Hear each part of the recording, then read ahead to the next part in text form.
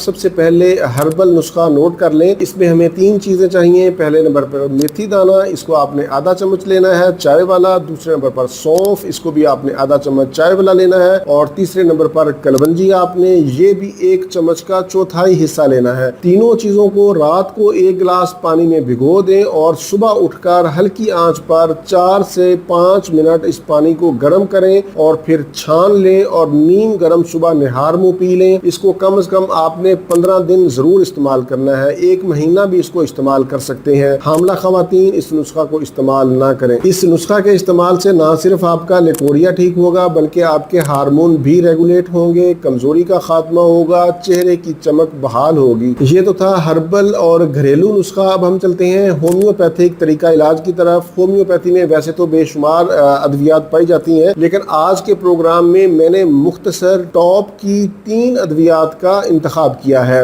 یہ میں نے مجموعی علامات کو مد نظر رکھتے ہوئے ترتیب دیے ہیں.